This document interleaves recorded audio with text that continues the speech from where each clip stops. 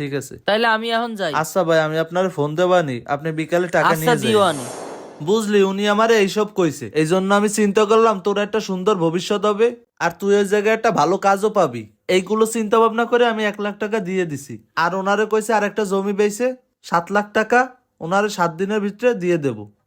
তুমি ওনারে 1 লাখ টাকা দিছো, তা তুমি একবার হলো আমাকে জিজ্ঞাবা না? তুমি আমারে পড়াশোনা করাইছো ভালো কথা, আমি তো একটু হইলেও বুঝি, ছোট হইলেও। আরে ভাই, আমি বুঝতে পারি না উনি এত বড় বাটপার, তুই আমারে ক্ষমা করে দে। এখন এই টাকাটা কেমনে পাবো, তোরা দুইজনে একটু দেখ না।